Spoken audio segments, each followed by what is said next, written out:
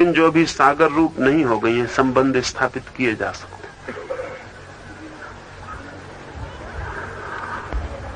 जो आत्माएं शरीर तो छोड़ चुकी हैं लेकिन अभी सागर रूप में खो नहीं गई हैं, अशरीरी जिनका व्यक्तित्व है, उनसे संबंध स्थापित किए जा सकते हैं।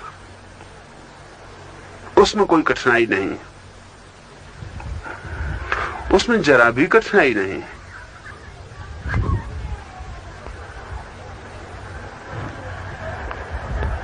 कृष्ण अशरीरी आत्मा नहीं है, सागर रूप हो गए। गांधी अशरीरी आत्मा है। साधारण रूप से जो लोग भी मर जाते हैं, इन सबसे संबंध स्थापित किए जा सकते हैं। उसके अपने नियम, अपनी विधि, अपना टेक्निक है।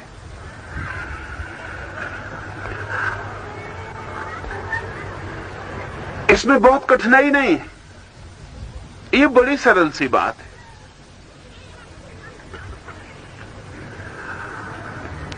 कई बार ऐसी आत्माएं अपने स्वजनों से खुद भी संबंध स्थापित करने की चेष्टा करती हैं। हम घबरा जाते हैं उससे, हम परेशान हो जाते हैं उससे। जिनको हमने बहुत प्रेम किया है, उनको भी हम अशरीर देख के प्रेम करने को राजी ना होंगे। जिन्हें हमने बहुत चाहा है, वे भी अगर कल शरीर के बिना हमारे द्वार पर उपस्थित हो जाएं, तो हम दरवाजा बंद करके पुलिस को चिल्लाएंगे कि हमें बचाओ, क्योंकि हमने शरीर को ही पहचाना है। उससे गहरी तो हमारी कोई पहचान नहीं है। जो आत्माएं शरीर के बाहर हैं लेकिन नए जन्मों की तलाश में हैं, उनसे संबंध स्थापित करना बहुत सरल सी बात है। न उसमें प्रोजेक्शन का सवाल है, न उसमें उनके प्रकट होने का सवाल है। सिर्फ उनके पास शरीर रूपी यंत्र नहीं रहा, बाकी उनके पास सारे यंत्र हैं। इसलिए आपको उनसे संबंध स्थापित करने की थोड़ा सा ख्याल हो तो बड़ी आसानी से कर सकते हैं। यहां हम इतने लोग बैठे हैं, यहां ऐसा नहीं है कि हम इतने ही लोग बैठे, जितने दिखाई पड़ते हैं उतने तो बैठे ही हैं। जो नहीं दिखाई पड़ते वो भी मौजूद है, और उनसे अभी तत्काल अभी संबंध स्थापित किया जा सकता है। सिर्फ आपको रिसेप्टिव होने की जरूरत है। कमरा बंद कर लें और 3 आदमी कमरे में सिर्फ आंख बंद करके तीनों हाथ जोड़ के बैठ जाएं और इतनी ही प्रार्थना कर लें कि इस कमरे में कोई आत्मा हो तो वो अपनी सूचनाएं दे। आप जो सूचनाएं उसको कह दें, वो देना शुरू कर देगी। आप इतनी कह दें कि टेबल पे जो वेटर पेपर वेट रखा है, ये उछल के जवाब देने लगे। हाँ, तो आप 2-4 दिन में पाएंगे कि आपका पेपर वेट उछल के जवाब देने लगा। आप ये कह सकते हैं कि दरवाजे पे खटखट करके आवाज कर दे वो आत्मा, तो दरवाजे पे आवाज हो जाएगी। फिर इसको आप आगे बढ़ा सकते हैं। ये बहुत कठिन नहीं है, क्योंकि आत्माएं 24 घंटे चारों तरफ मौजूद है। और ऐसी आत्माएं भी चारों तरफ मौजूद हैं जो हमेशा विलिंग है, जो अगर आप कुछ कहें तो करने को सदा तत्पर है, जो बड़ी उत्सुक हैं कि आप किसी तरह का संबंध उनसे स्थापित करें, जो कम्युनिकेशन के लिए बड़ी आतुर है, जो कुछ कहना चाहती हैं लेकिन उनको कहने का उपाय नहीं मिल रहा, क्योंकि उनके और आपके बीच शरीर का ही कम्युनिकेशन का माध्यम था, वो टूट गया और दूसरे माध्यम का हमें कोई पता नहीं। इसमें अड़चन नहीं है। ये बहुत सीधी सी सरल सी प्रेतात्म विद्या का हिस्सा है।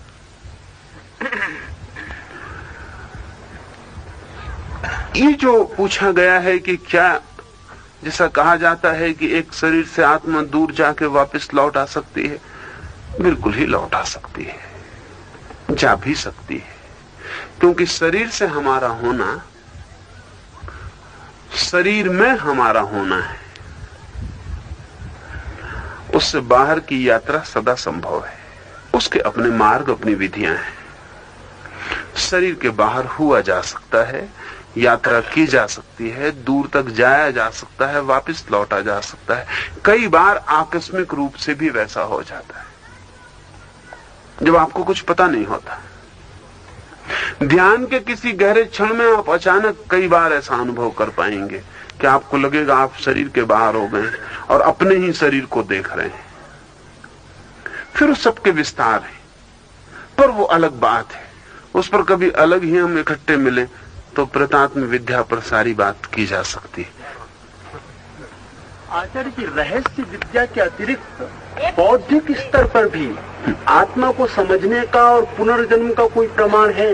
यानी दार्शनिक रूप में भी हम इसे सिद्ध कर सकते हैं बिना साधना में गए कि आत्मा है और पुनर्जन्म होता है। जो आत्मा होश में मरती है उनको भी पता रहता है अगले जन्म का, तो ये सब प्रेतात्मा को पता चलता है अपने स्वजनों का, तो सब होश में मरते हैं या नए जन्म के समय उसमें मरे तो भी पता चलता है?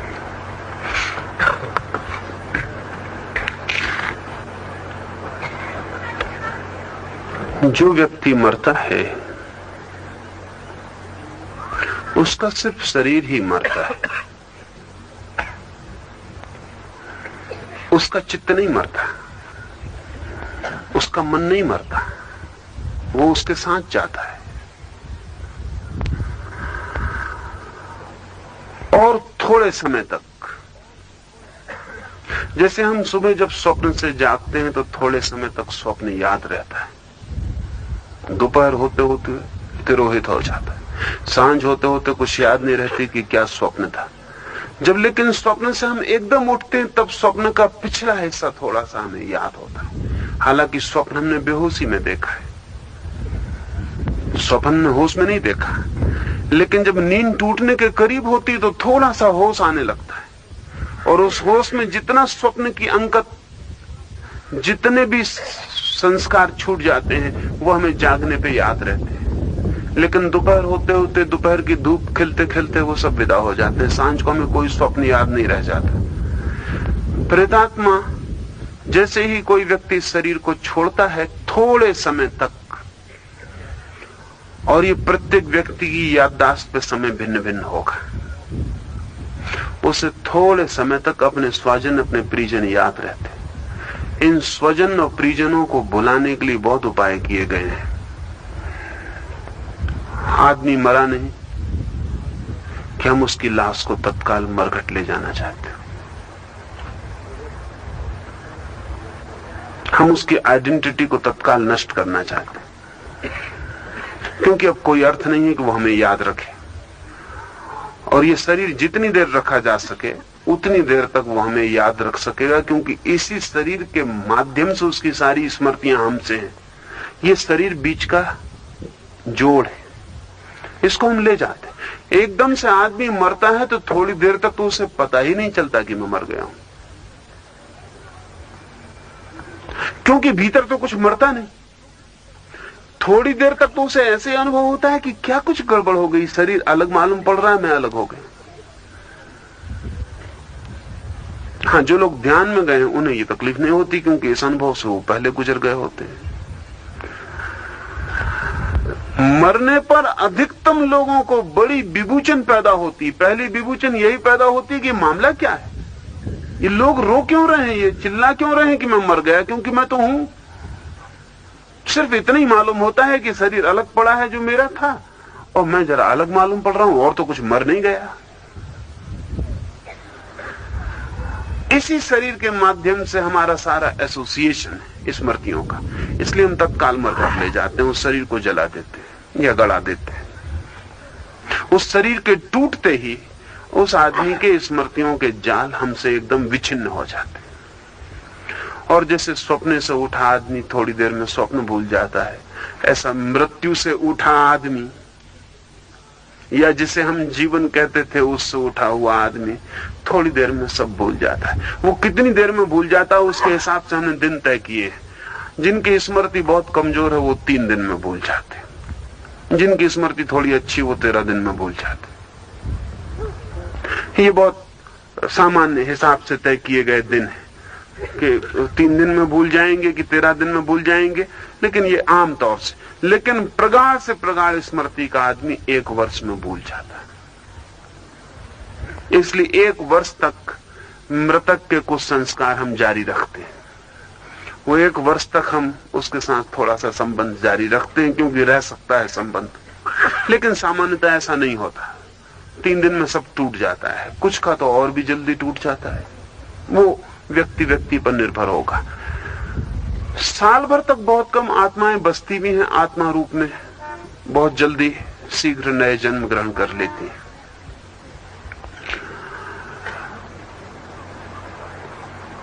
होश में जो मरता है वो तो कभी मरता ही नहीं। पहली बात, जो मरते वक्त पूरे होश में, वो तो कभी मरता नहीं, क्योंकि वो जानता है सिर्फ शरीर छूटा। और जो इतने होश में है उसका कोई ना स्वजन है, ना कोई परिजन है, ना कोई पराया जन है। जो इतने होश में है वो स्मृतियों के बोझ से लगता नहीं। जो इतने होश में है उसकी तो बात ही नहीं। और जो मृत्यु में होश से मरता है वो अगले जन्म को होश से ले पाता है।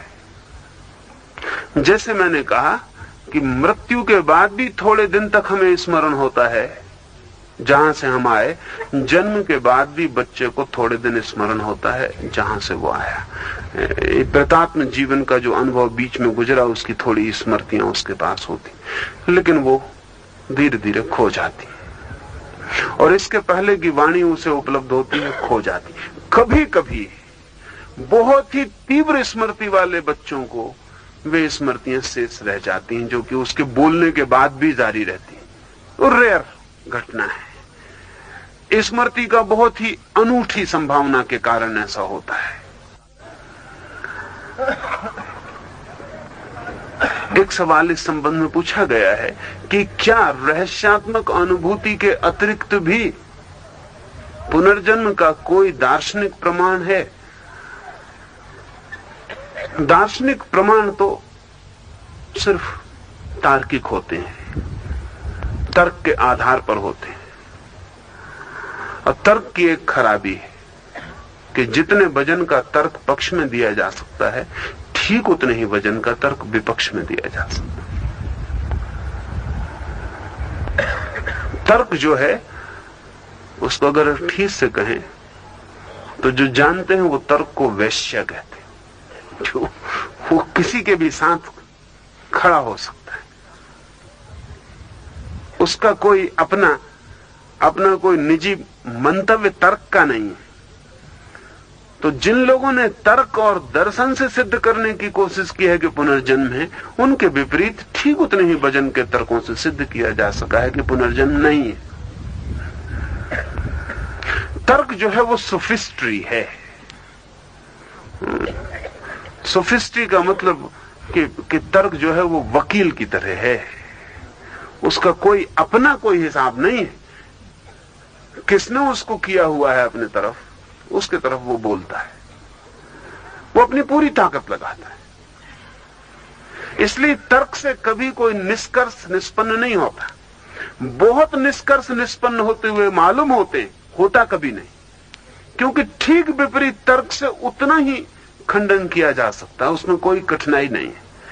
असल में अगर तर्क इतने दूर तक पक्ष में जाता है तो इतने ही दूर तक विपक्ष में जा सकता है। इसलिए दर्शन शास्त्र कभी तय नहीं कर पाएगा कि पुनर्जन्म है या नहीं। बातें कर पाएगा, हजारों साल तक बातें कर पाएगा, लेकिन कुछ सिद्ध नहीं होगा। तर्क के साथ एक और मजा है कि जिसे आप सिद्ध करते हैं उसे आप पहले ही माने होते हैं। तर्क के साथ एक मजा है कि जिसे आप सिद्ध करते हैं उसे आपने पहले ही माना होता है। तर्क तो आप पीछे उपयोग में करते हैं, हाँ, अज्यूम किया होता है, वो आपका प्री सपोजिशन होता है। एक मित्र हैं, एक बड़े प्रोफेसर हैं और किसी विश्वविद्यालय में पुनर्जन्म पर खोज का कार्य करते हैं।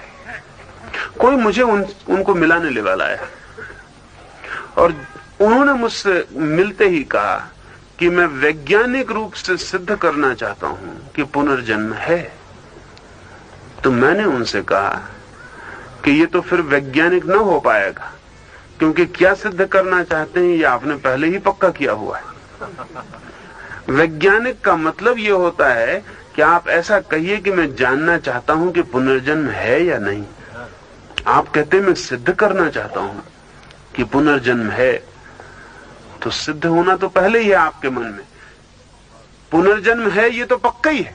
अब रह गया ये कि दलीलें इकट्ठी करनी, तो दलीलें इकट्ठी की जा सकती है। एक आदमी सिद्ध करना चाहता है कि पुनर्जन्म नहीं है, ये तो पक्का ही है। अब रह गई दलीलें इकट्ठी की जा सकती हैं। और ये जगत इतना अद्भुत है और इतना जटिल है कि यहां सब तरह के पक्षों के लिए दलीलें उपलब्ध हो जाती हैं, इसमें कोई कठिनाई नहीं। दर्शन कभी सिद्ध नहीं कर पाएगा कि पुनर्जन्म है या नहीं। तो आपके सवाल को थोड़ा और हटा के कहें, ऐसा पूछें कि क्या विज्ञान कुछ कह सकता है कि पुनर्जन्म है या नहीं। दर्शन तो कभी नहीं कह पाएगा, वो कह रहा 5000 साल से कुछ हल नहीं होता। जो मानते हैं वो माने चले जाते, जो मानते हैं नहीं है वो नहीं माने चले जाते। और है वाला कभी नहीं है वाले को कन्विंस नहीं कर पाता, नहीं है वाला कभी है वाले को कन्विंस नहीं कर पाता। ये बड़े मजे की बात है कि जो कन्विंस्ड पूरे पहले से नहीं है वो कभी कन्विंस होता ही नहीं। तर्क के साथ तर्क की ये नपुंसकता है, तर्क की ये इंपोर्टेंस है कि आप सिर्फ उसी को कन्विंस कर सकते हैं जो कन्विंस था ही। अब इसको कोई मतलब ही नहीं। एक हिंदू को आप कन्विंस कर सकते हैं कि पुनर्जन्म है क्योंकि वो कन्विंस्ड है। एक मुसलमान को कन्विंस करने जाइए तब पता चलता है। एक ईसाई को आप कन्विंस कर सकते हैं कि पुनर्जन्म नहीं है, एक हिंदू को कन्विंस करने चाहिए तब पता चलता है। जो पहले से ही राजी है किसी सिद्धांत के लिए, तर्क बस उसी के लिए खेल कर पाता है और कुछ नहीं कर पाता है। नहीं, सवाल को कुछ और तरह से पूछिए। सवाल को ऐसा पूछिए कि क्या वैज्ञानिक ढंग से कुछ कहा जा सकता है कि पुनर्जन्म है या नहीं। हाँ, विज्ञान कोई पक्ष लेके नहीं चलता, दर्शन पक्ष लेके चलता रहता है, तर्क पक्ष लेके चलता रहता है। असल में वैज्ञानिक चित्त का मतलब ही यह है कि जो निष्पक्ष है और जिसके लिए दोनों अल्टरनेटिव खुले हुए हैं, जिसने भी क्लोज नहीं किया, जो कहता है कि ये भी हो सकता है वो भी हो सकता है, हम खोजने चलते हैं। तो विज्ञान जब से खोज करना शुरू किया है, ज्यादा देर नहीं हुई, अभी थोड़े ही दिन हुए, कोई 50 साल, जब यूरोप और अमेरिका में साइकिक सोसाइटीज निर्मित हुई और उन्होंने थोड़ा सा काम करना शुरू किया। अभी कोई 50 साल ही हुए जबकि कुछ थोड़े से बुद्धिमान लोग जिनके पास वैज्ञानिक की बुद्धि है, रहस्यवादी का नहीं सवाल, रहस्यवादी तो बहुत दिन से कहता है कि है, और रहस्यवादी लेकिन प्रमाण नहीं दे पाता क्योंकि वो कहता है मैं जानता हूं, तुम भी जान सकते हो लेकिन मैं तुम्हें नहीं जना सकता। तो रहस्यवादी कहता है कि मेरे सिर के दर्द जैसा है, मुझे पता है कि है, तुम्हारे सिर में दर्द होगा तुम्हें पता चल जाएगा, लेकिन मेरे सिर दर्द का पता तुम्हें नहीं चल सकता। और मैं कितने ही चेहरे की आकृतियां बनाऊं, छाती पीट करूं, तुम फिर भी कह सकते हो कि पता नहीं बन के कर रहे हो कि सच में दर्द हो रहा है। इसको हमेशा कहा जा सकता है। पिछले 50 वर्षों में यूरोप में कुछ थोड़े से लोग हुए, ओलिवर लार्च, ब्रॉड, राइन, और इन सारे लोगों ने कुछ दिशाएं खोजनी शुरू की। ये सारे वैज्ञानिक चित्त के लोग हैं जिनकी कोई मान्यता नहीं। इन्होंने कुछ काम करना शुरू किया है, वो काम धीरे धीरे प्रमाणिक होता जा रहा है। इन्होंने जो काम किया है उसकी निष्पत्तियां गहरी हैं और उसकी निष्पत्तियां पुनर्जन्म होता है इस दिशा में प्रगाढ़ होती जाती हैं, नहीं होता है इस दिशा में क्षीण होती जाती है। जैसे एक तो प्रेतात्माओं से संबंध स्थापित किए जा सके हैं बड़े तरकीबों से, बड़ी व्यवस्थाओं से, और सब तरह के वैज्ञानिक ढंगों से कोशिश की जा सकी है कि कोई धोखा नहीं है। बहुत से मामले धोखे के सिद्ध हुए लेकिन उनका कोई सवाल नहीं है। अगर एक मामला भी धोखे का सिद्ध नहीं होता तो भी प्रमाणिक है। तो प्रेतात्माओं से संबंध स्थापित किए गए हैं वैज्ञानिक ढंग से, और उन संबंधों के आधार पर सूचना मिलनी शुरू हो गई कि आत्मा शरीरों को बदलती है। कुछ साइकिक सोसाइटीज के सदस्यों ने, जिन्होंने जिंदगी भर काम किया, मरते वक्त वो वायदा करके गए कि हम मरने के बाद पूरी कोशिश करेंगे सूचना देने की। उसमें 2-1 लोग सफल हो सके, और मरने के बाद उन्होंने कुछ निश्चित सूचनाएं दी जिसका वायदा उन्होंने मरने के पहले किया था। उनसे कुछ प्रमाण इकट्ठे हुए और मनुष्य के व्यक्तित्व में कुछ और नई दिशाओं का अनुभव, जैसे टेलीपैथी का, क्लरवायंस का, दूर श्रवण का, दूरदृष्टि का और दूर संवाद का, इस पर काफी काम हुआ है। 1000 मील दूर बैठे हुए आदमी को भी मैं यहां बैठ के संदेश भेज सकता हूं बिना किसी बाह्य उपकरण का उपयोग किए। तब इसका मतलब यह होता है कि शरीर ही नहीं, अशरीरी ढंग से भी संवाद संभव है। वो मन ही हो, आत्मा न हो, ये तो संभावना है। इसकी बात करते हैं। वो मन भी हो तो भी शरीर से भिन्न कुछ होना शुरू हो जाता है, और शरीर से भिन्न होना एक बार विज्ञान के ख्याल में आना शुरू हुआ तो बहुत दूर नहीं है आत्मा का होना। क्योंकि झगड़ा जो है वो यही है कि शरीर से भिन्न भीतर कुछ है। एक बार इतना भी तय हो जाए कि शरीर के भीतर शरीर से भिन्न मन भी है, तो भी यात्रा शुरू होगी। और विज्ञान की यात्रा ऐसे ही शुरू होगी, पहले मन ही होगा, फिर धीरे धीरे ही हम आत्मा तक विज्ञान को ले जा सके, इशारे करवा सके। लेकिन मन है। अभी एक आदमी है, टेड नाम का एक व्यक्ति है,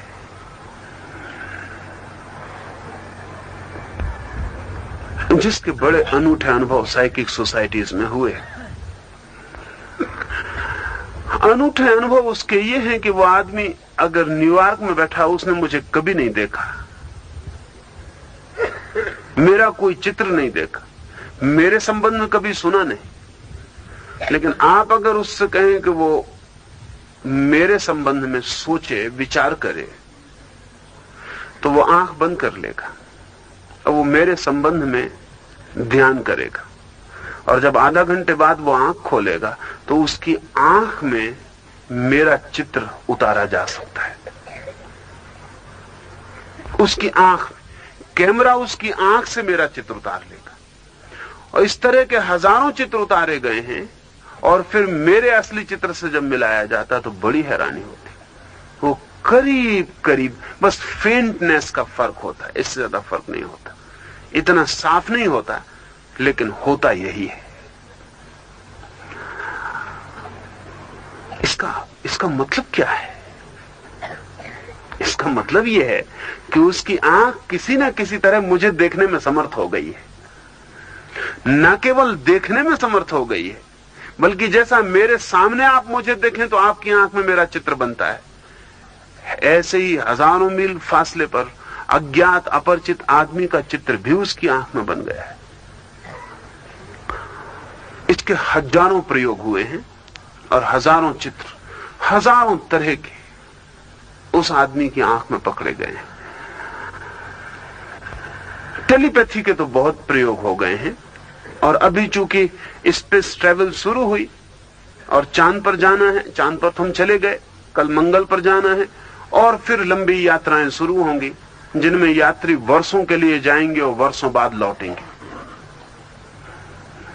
मंगल पर भी 1 वर्ष लगेगा आने जाने में। इस 1 वर्ष की लंबी यात्रा में अगर यंत्रों ने जरा सी भी चूक कर दी तो फिर हमें उन यात्रियों से कभी कोई संबंध नहीं हो सकेगा कि वो कहां गए और क्या हुआ, बचे कि नहीं बचे। अनंत काल तक फिर हमें उनका कोई पता नहीं चलेगा। वे हमसे किसी तरह का कम्युनिकेशन न कर पाएंगे। इसलिए रूस और अमेरिका दोनों, जहां अंतरिक्ष की यात्रा पर गहन शोध चलती है, टेलीपैथी में उत्सुक हो गए हैं। क्योंकि अगर किसी दिन स्पेस यात्री का यंत्र खराब हो जाए और वो रेडियो यंत्रों के द्वारा हमें खबर ना दे पाए, तो टेलीपैथी से खबर दे सके। एक अल्टरनेटिव चाहिए, नहीं तो यंत्र का कोई भरोसा ही नहीं। इधर हम अल्टरनेटिव रखे ना, बैटरी सेट रखे हुए, यंत्र का कोई भरोसा नहीं। वो कभी भी।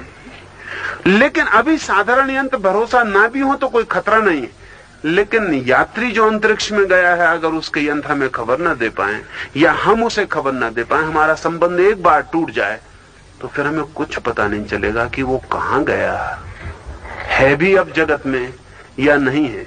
वो अश्वत्थामा की कथा हो जाएगी, उसका फिर कभी पता नहीं चले, वो फिर कभी मरेगा भी नहीं, उसके बाबत हम फिर कुछ भी नहीं जान सकेंगे कभी। तो वो कोई तो खबर दे सके यंत्र के अतिरिक्त। इसलिए रूस और अमेरिका दोनों ही टेलीपैथी में भारी उत्सुक और दोनों ने गहरे प्रयोग किए। रूस में एक आदमी है फयादेव, उस आदमी ने हजारों मील दूर तक संदेश पहुंचाने का प्रयोग सफलता से किया है। बैठ के वो संदेश भेजेगा किसी व्यक्ति विशेष को, और उस व्यक्ति विशेष को उसके भीतर से संदेश आता हुआ मालूम पड़ेगा।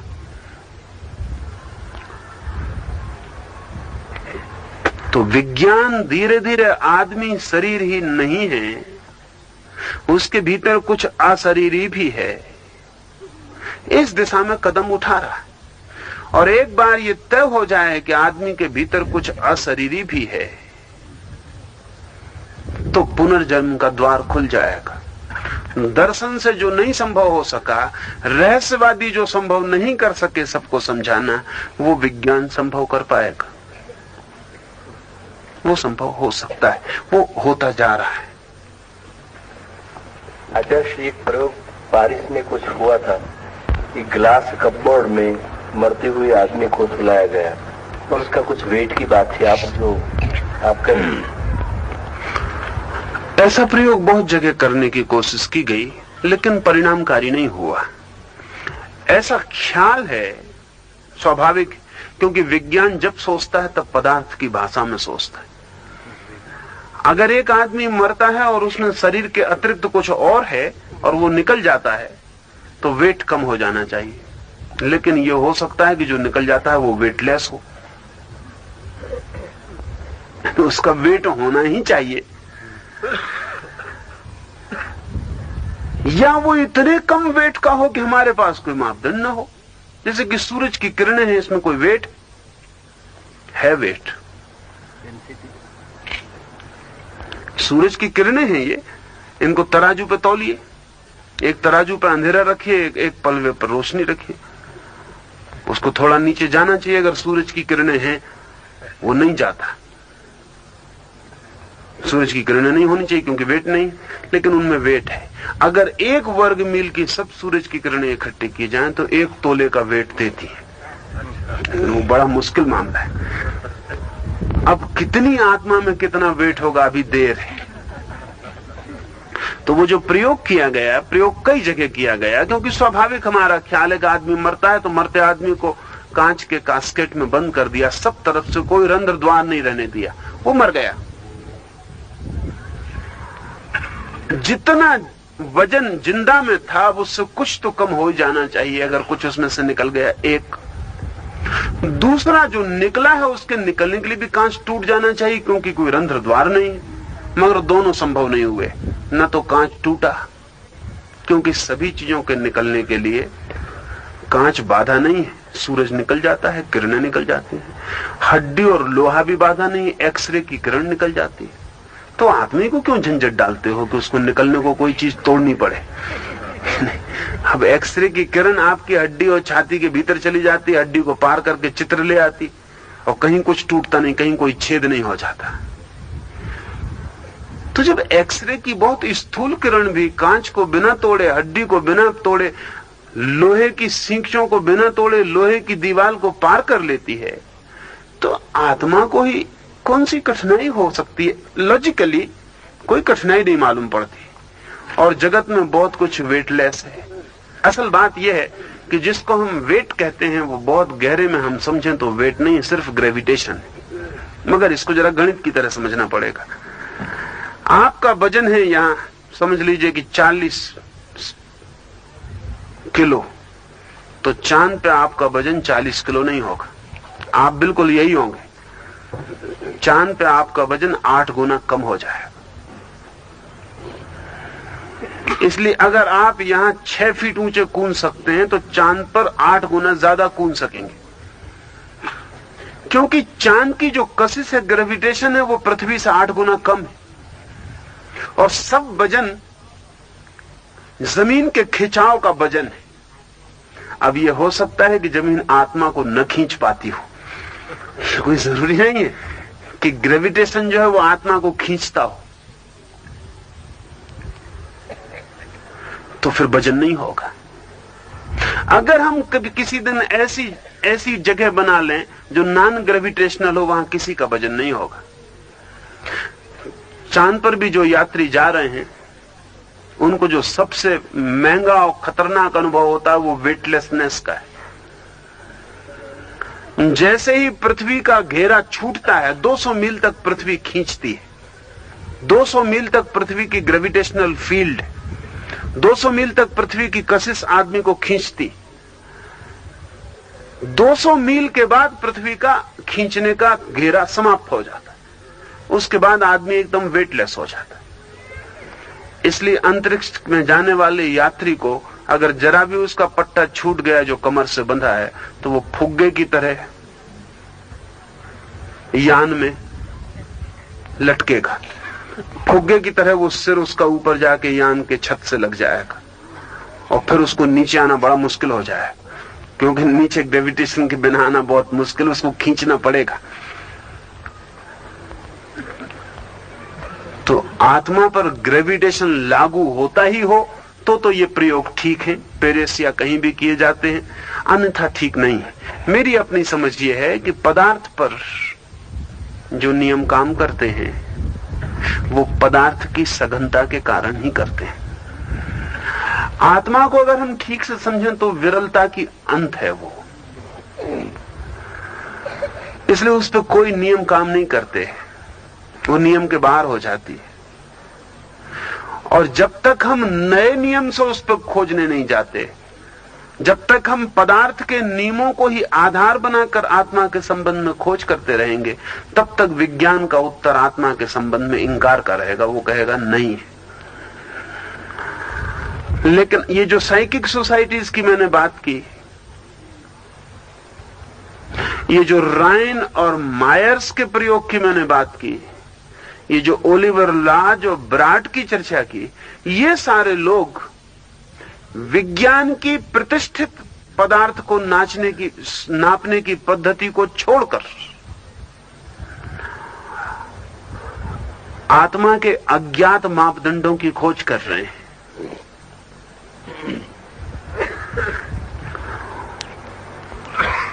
इनसे आशा बनती है कि कुछ सूत्र धीरे धीरे निस्तृत होंगे और विज्ञान उस बात की गवाही दे पाएगा जिस बात की गवाही रहस्यवादियों ने सदा से दी है लेकिन प्रमाण नहीं दे पाए। छोटा सा 5 मिनट। आपने कहा कि अर्जुन कृष्ण के प्रति समर्पित हुए, इसलिए यंत्रवत न होकर स्वतंत्र हुए। तो विवेकानंद भी रामकृष्ण के प्रति समर्पित होते हुए भी यंत्रवत रहे, आत्मवान क्यों न हो पाए? इसका क्या कारण है?